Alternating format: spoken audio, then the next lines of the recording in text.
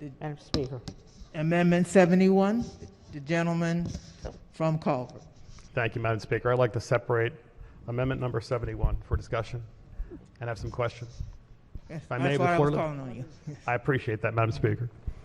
So I'm curious, what does this particular committee amendment number 71 do?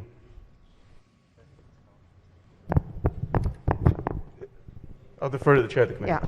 Yeah, it basically is the same position we've had for the last 2 years, where we're saying that the Boost program should not accept any new students, retain, as a matter of fact, existing students and siblings of those existing students.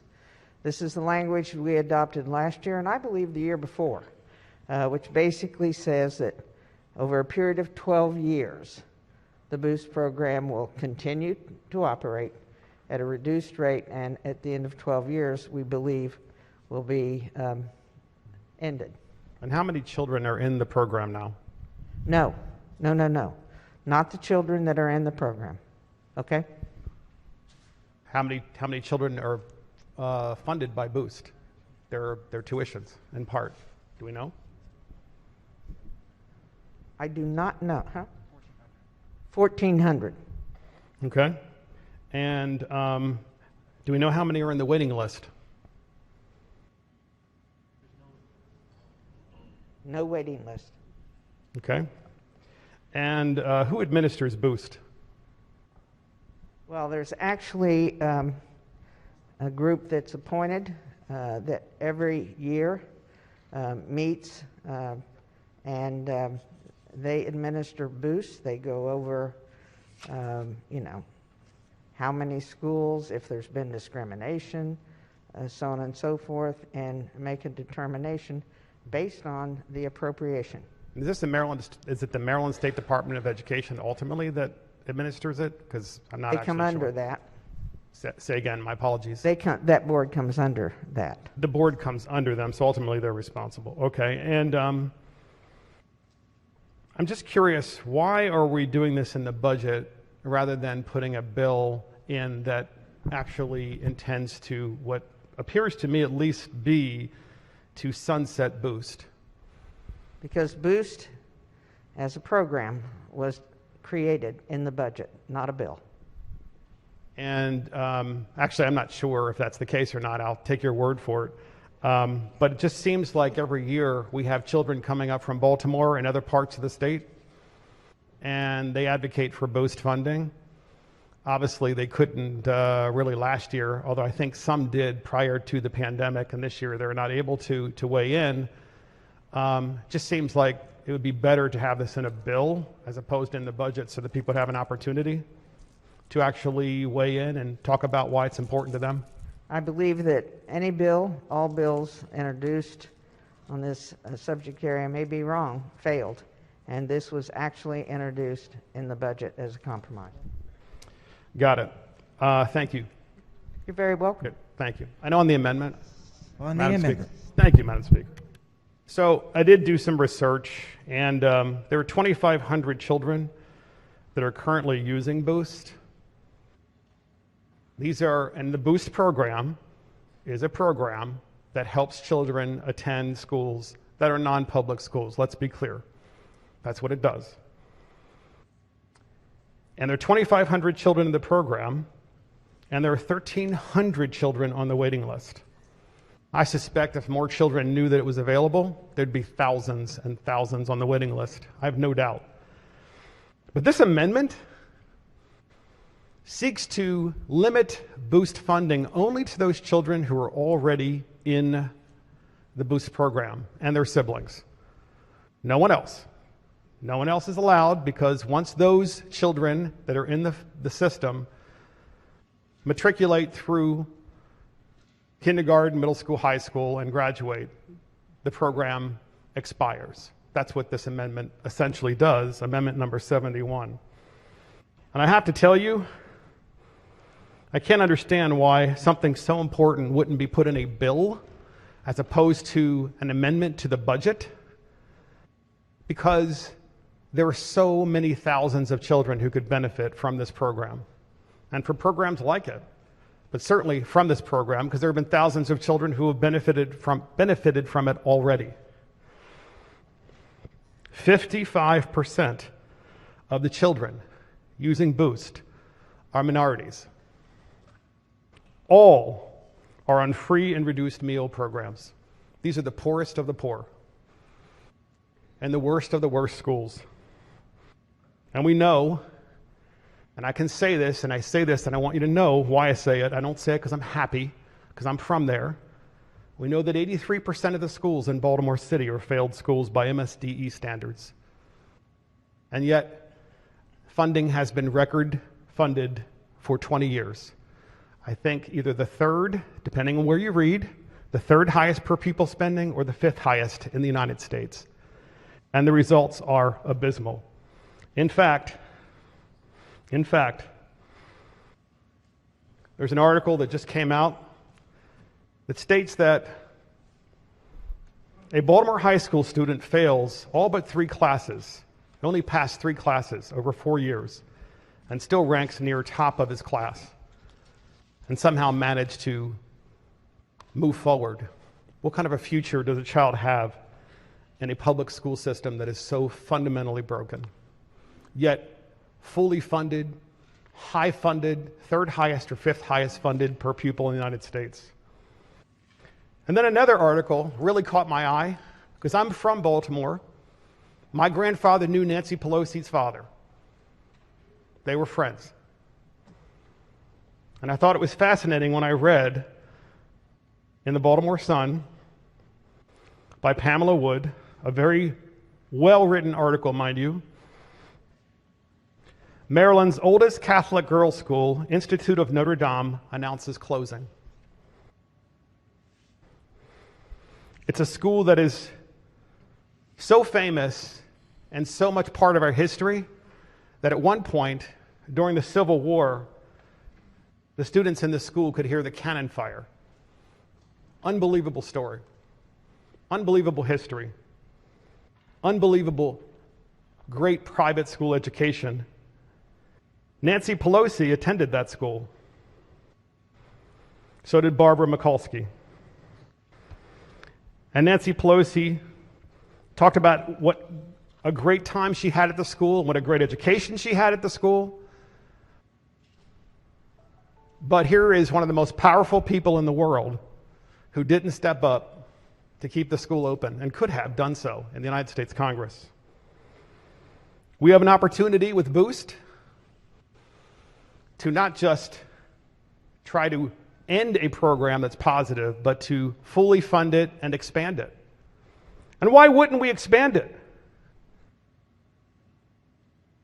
Because in Baltimore City, and there are other places too in the state, to be fair, but in Baltimore City, including the school that I went to, right on the city line, Lansdowne High School, right across Patapsco Avenue from Cherry Hill,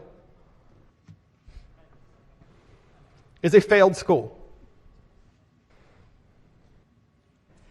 And so many children would have an opportunity to get up and out. And I can't understand for the life of me why anyone would think it's okay to get rid of this program.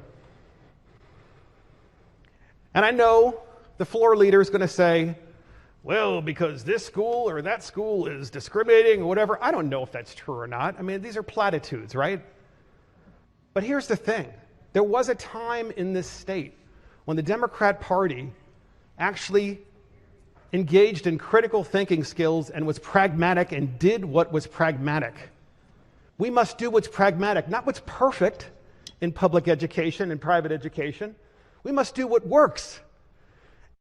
And the Baltimore City public school system doesn't work.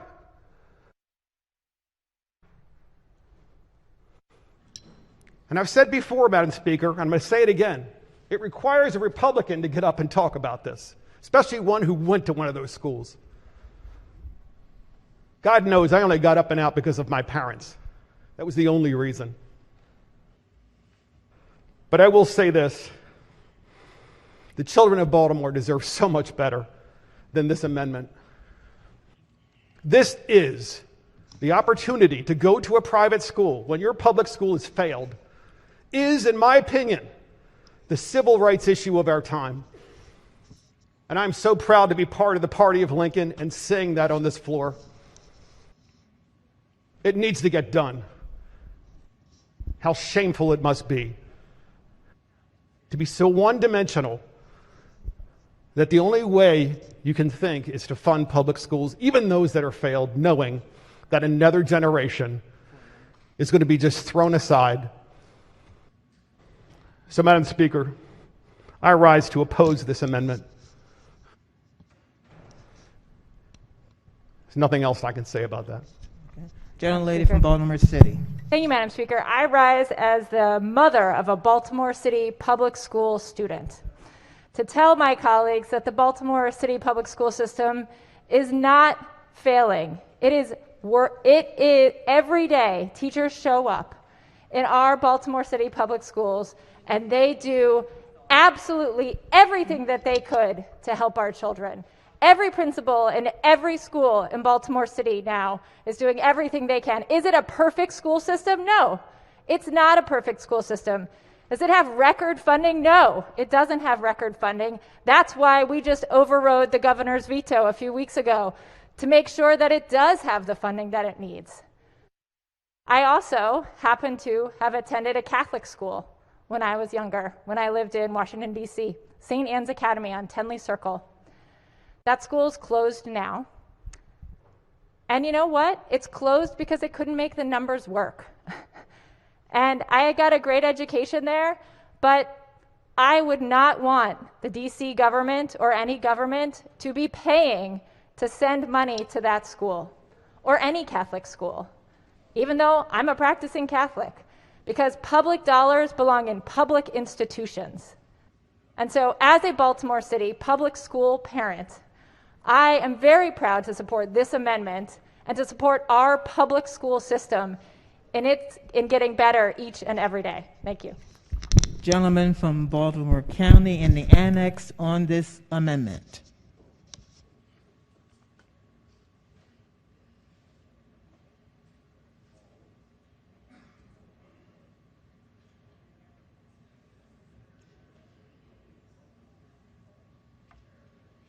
Thank you, Madam Speaker. I'd ask for your grace because this is very personal.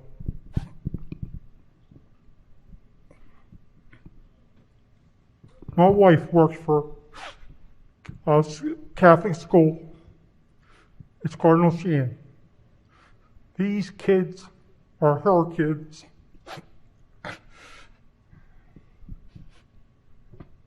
Let's take a step back and let's think about the kids. These kids are struggling. The hardships that we hear that with these children, what's happening and what's happening in the school. We have to look and think about the children. My wife knows each one of these children's names. 400 different kids. You have to pardon me. The reason why this is so close to my heart is because I see how hard my wife works. It's not a job. It's her ministry.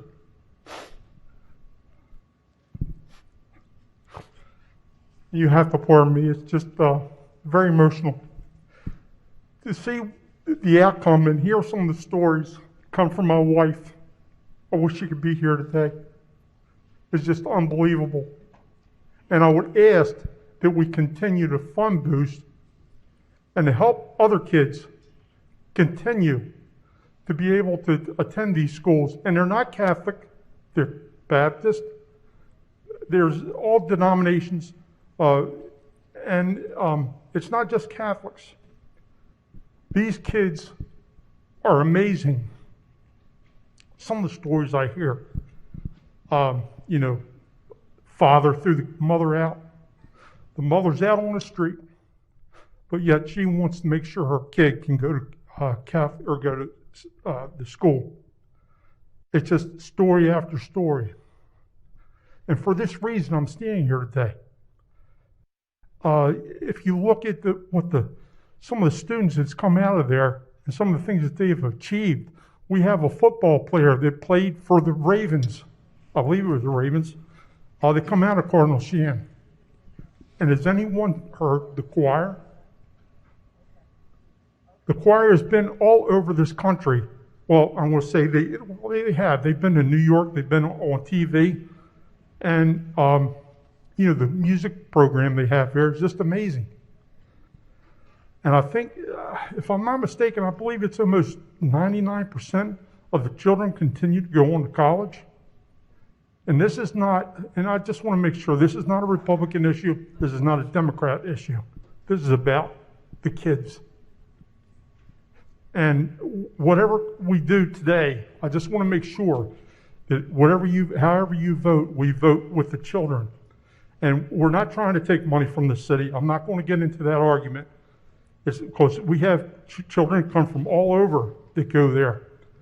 Grandmothers, grandfathers, mothers, aunts, uncles bring their kids there.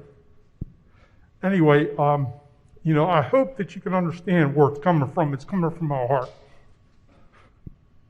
And I would ask you today, to please consider, before defunding boost or stopping any further, be able to get more children, please consider the outcome.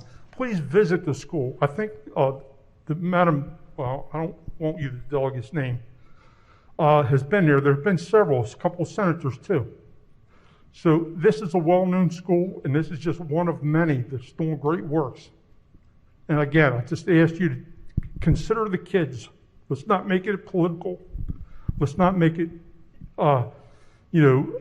their side and our side. It's about the kids. Thank you, Madam Speaker. The gentleman from Prince George's County in the Annex on this amendment.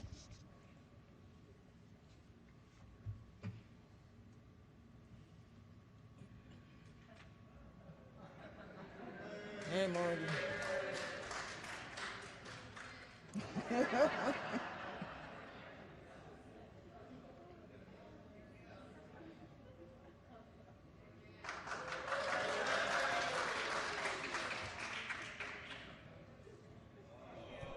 Oh man, give me a round of applause. Good job.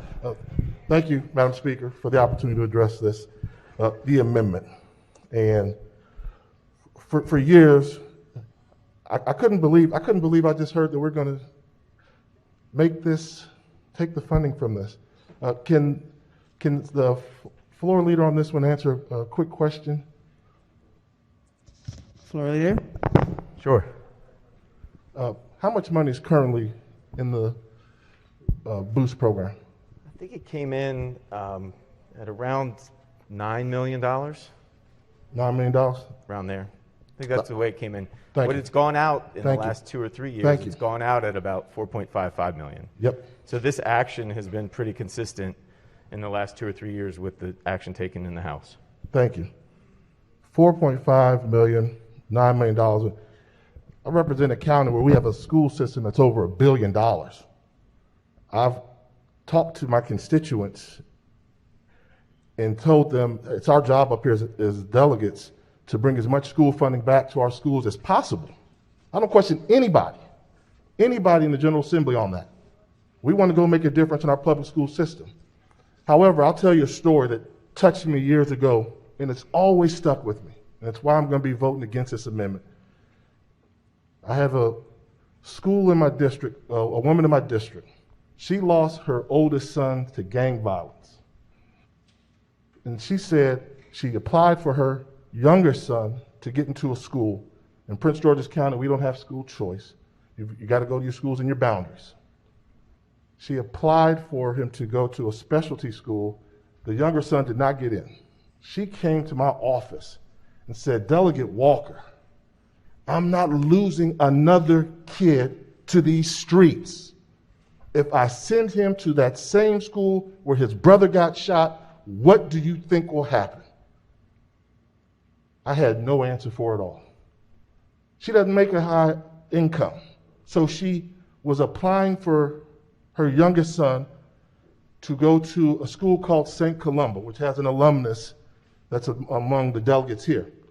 St. Columba is not this luxurious private school with great buildings and facilities.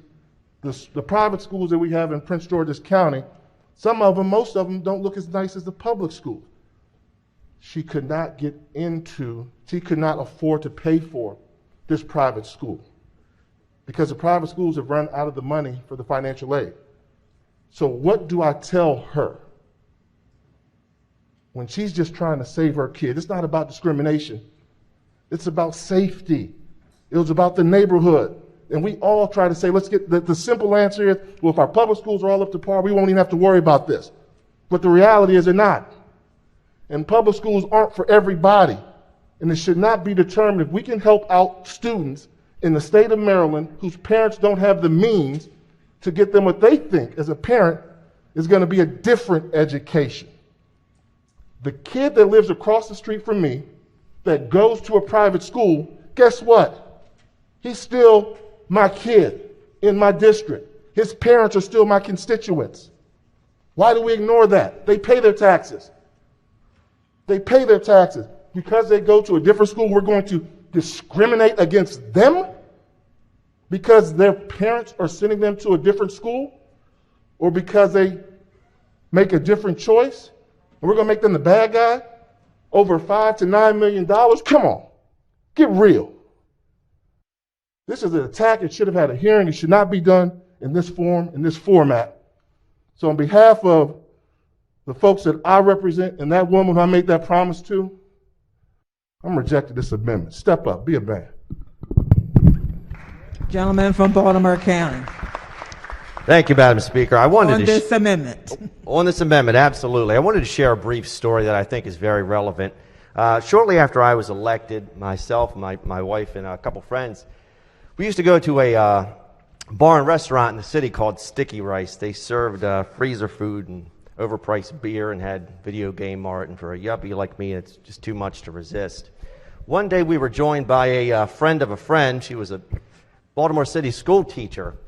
And, we're having a couple drinks, having a great conversation, and she started to become very frank about some of the problems in Baltimore City schools. And I was recently elected, so we struck up a conversation, and we really got into the nitty-gritty of the problems that she saw. And, of course, it was the discipline issues, some real egregious sexual infractions. And I always remember this. She said, the real problem that bugs me is that the school system is just passing these kids through. And I said, well, what do you mean by that? How does the school system just pass kids through? If they're not ready to graduate, what's going on? And she said there's a real problem with the school system just fixing kids' grades to make sure they move on.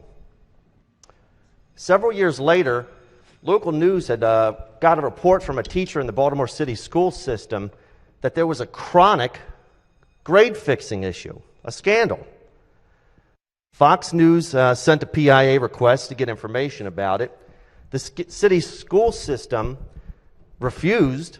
Fox News sued and won. And they've got multiple reports from teachers all over Baltimore City about a systemic issue of grade fixing. That girl, let me be clear here. This young girl who was a teacher in the Baltimore City school system was anything but a flaming conservative. She was clearly enamored with these kids. And she said the biggest chronic problem we have is that we're just passing these kids through. What do you say about a school system? Here's the quote she gave me. These kids don't even know their letters and numbers. I have 9th grade students that I teach that don't know their letters and numbers.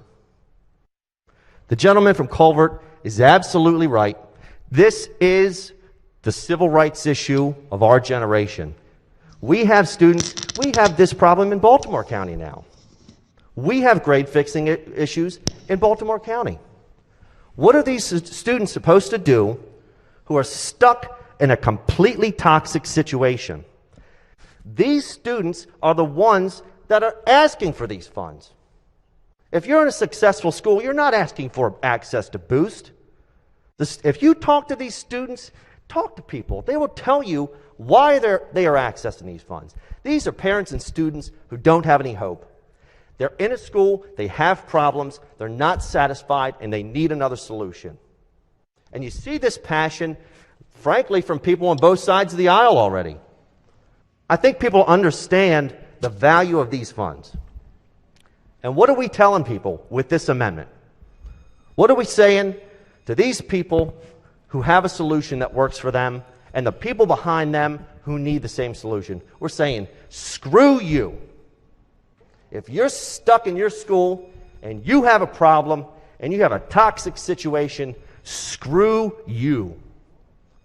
I think that is just despicable. I think it's absolutely despicable. The gentleman from Calvert is right, and I support him on this amendment today. Gentlelady from Carroll in the annex on this amendment.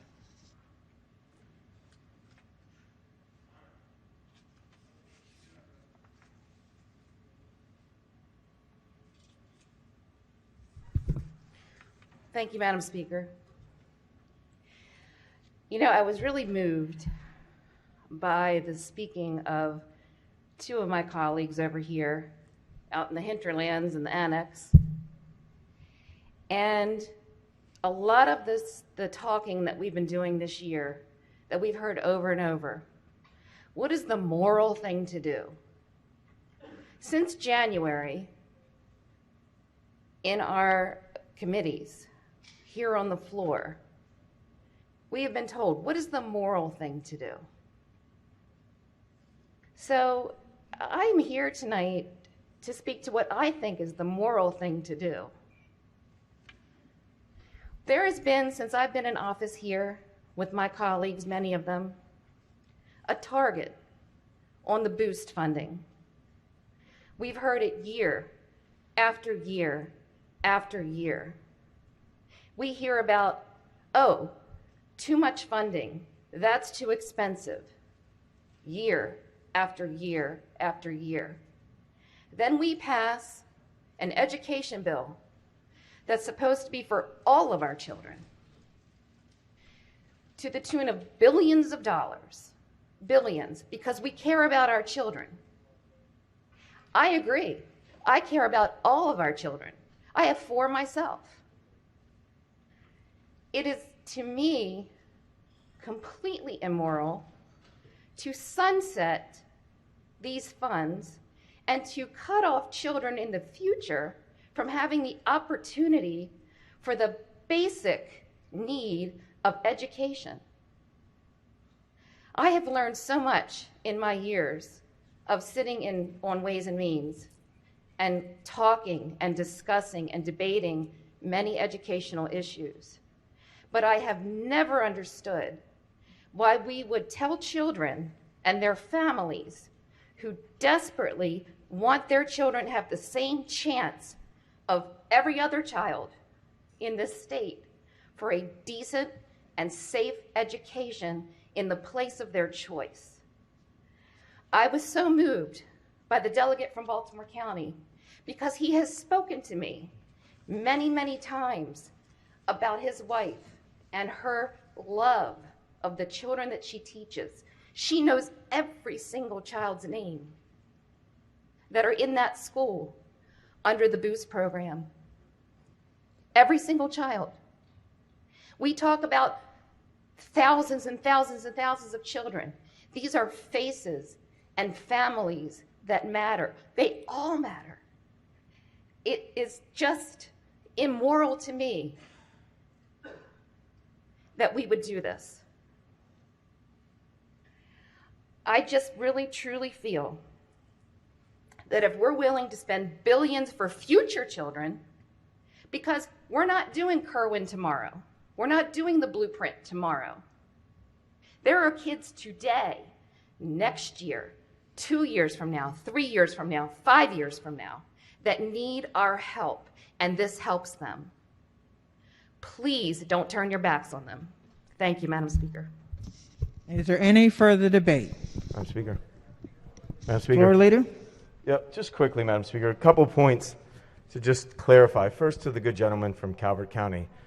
The reason this is being done in the budget is because that's how the governor created it.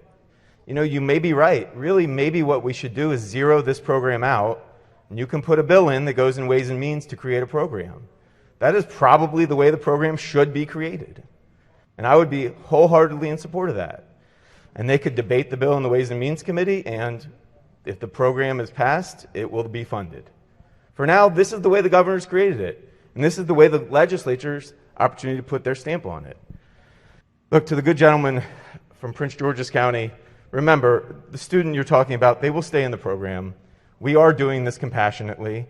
We are not throwing any students out of this program. We understand, though we may have disdain for the program, it is not the students that are currently in the program's fault.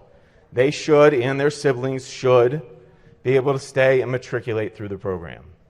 So we want to be clear on that. But look, on the overarching issue, I guess I have to admit, I don't have all the answers standing here. I don't. And I hear a lot about inadequate, failing schools and, you know, passing people through the system, as the gentleman from Baltimore County said. But, you know, I wish we had heard that passion a few weeks ago when we had the blueprint to create excellent schools in this state. All I heard during that debate is that we can't afford it. But isn't it a little ironic that those same folks think we can afford this, funding private schools? We can't afford to fund our public schools and create a revolutionary program for our public school children, but we sure as heck can afford to fund these private schools, I guess. Not for me. Look, the evidence is clear, what we've seen in other states with these voucher programs. They do not work. They do not lift all sails. They simply do not. These voucher programs drain money away from our public schools, and they create two caste systems. That is the facts. So, yes, this is the House position. This has been our position for the last 2 or 3 years. We are going to do it compassionately, but we're going to make sure we prioritize our public schools and our public school dollars, because what happens with a $5 million program, it becomes a $10 million program, it becomes a $20 million program, and next thing you know, we're Florida with $400 million being diverted from our public schools. I urge you to support the committee. Madam Speaker. Gentleman from Culver. Madam Speaker, I do appreciate that. I just wanted to rebut one of the comments the floor leader just mentioned, and that is best person to hear about this issue of the public dollars is Thomas Sowell. And Thomas Sowell couldn't have said it better when he said, the argument on the left about the money in public schools is that you're taking money away from public schools and sending them to private schools. When in fact, if you were already in a public school in Maryland and you change from one public school district like Baltimore City to another in Howard County, the money follows the student. Just like the money would follow the student to a private school. And we know, not to belabor the point, but we know the outcomes in these areas like Baltimore City.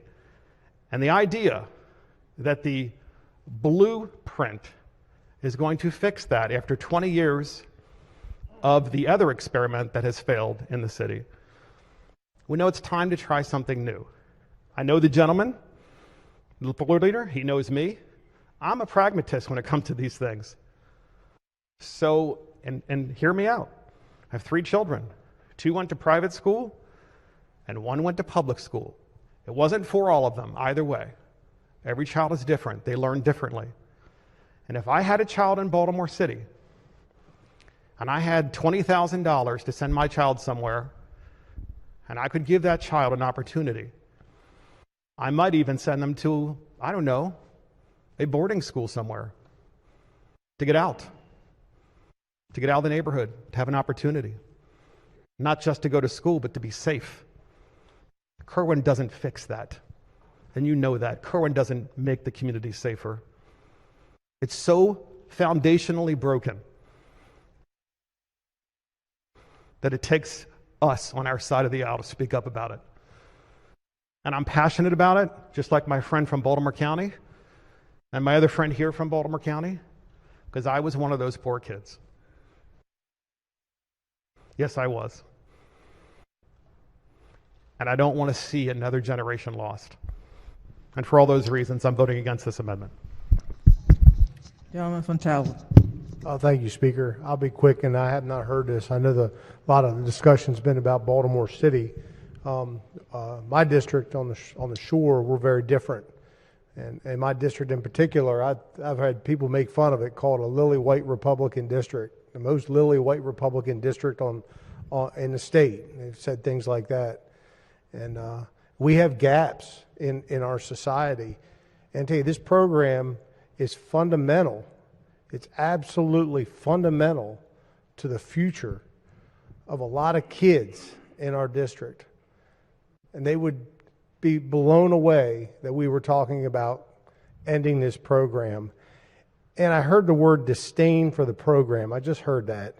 And I just think it's so hypocritical right now when we stand here and all these kids in private school have been going to school every day without a problem.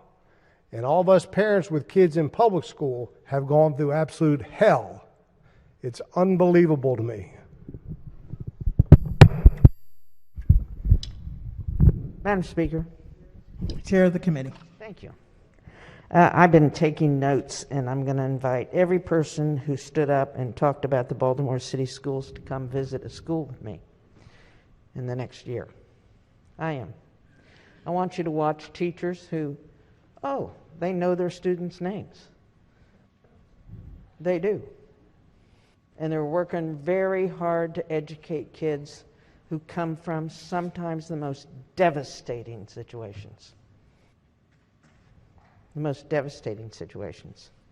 I, for one, came here, and I believe I should uphold the Constitution of this state.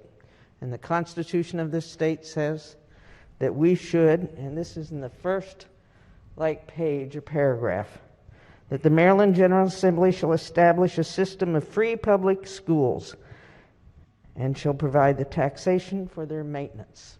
That's our first charge. That's what our forefathers and mothers said we must do. And by the way, when you come to Baltimore City and visit a school with me, because I'm going to invite every one of you that stood up, those of you in the annex, those of you on the floor, I want you to see a school in Baltimore City at work.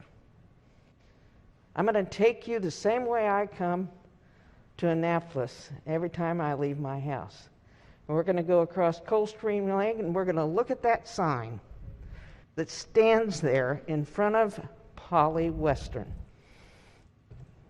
Chairman of Judiciary, you can take a bow. And this is what it says.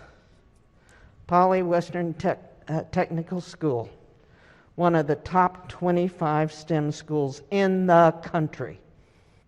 In the country.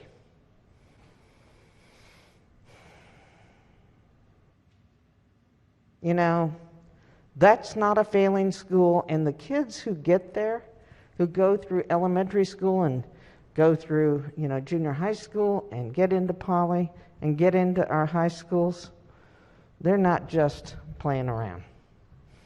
They're reaching for a way out in many cases of their situation.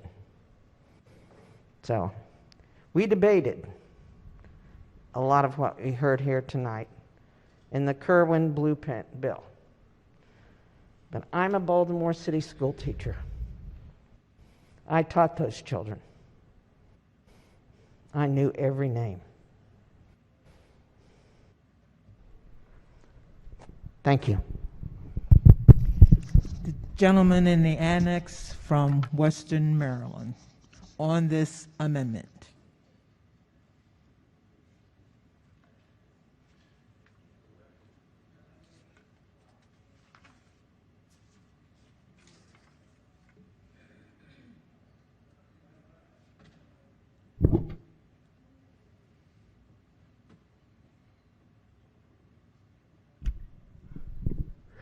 Good evening, colleagues. I didn't want to speak at all. I heard the gentleman from Prince George's County give an impassioned speech about a neighbor of his and how he really cared and wanted that person to have a great education. I wanted the debate to end right there. That was all that needed to be said. But a lot more has been said since then. You know, I hear that Baltimore City schools are so great. Well, why is it that in Baltimore City, their average math proficiency score in 2021 is 18%? I mean, what a disgrace. 18%? And then we can talk about other statistics like their reading scores. I mean, it's just dismal, dismal, dismal. And you know, we've given the public schools in this state a full course meal, one of the best meals you could get. And just this next year, it's going to be $4 billion. And this amendment, all we're asking for is $8 million. But let's compare what that means. We're asking for 8 cents. And just this next year with Kerwin, we spent $200. So 8 cents, $200. Crumbs, full course meal, one of the best you could ever have. I don't spend that much on a meal. Why can't we just go ahead and give the kids the crumbs? I mean, come on.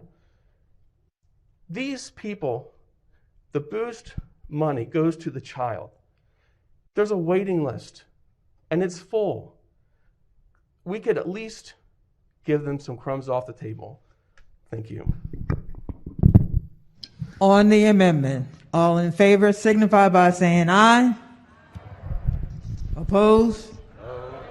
Roll call, Madam Speaker. Green supports the committee. Clerk will call the roll. Madam Speaker. Just give me a second.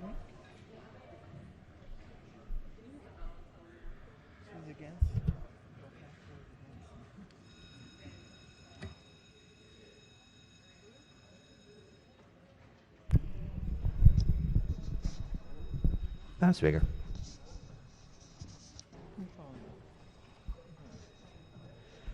Gentleman from Baltimore County to explain his vote. Thank you, Madam Speaker. Briefly to explain my vote, I think we should think about this amendment and every other thing we do in this body the same way. I think we should think about it like this. Is what we're doing cutting off opportunities for our children and future generations? Are we cutting off the same opportunities that we had? I come from a family of steel. My father's father by blood was a steel worker. My father's father by marriage was a steel worker. My mother's father was a steel worker. My father, my uncle was steel workers. I was a steel worker. Do I want my son to be a steel worker? Hell no. But I want him to have the opportunity just in case he ever needed it. And I think we should think about this the same exact way. Children up until now have had an opportunity to get out of toxic situations. And what we're saying today is we're going to cut you off from that. That is our decision. That's why I'm voting no today. Clerk will take the call. The amendment passes.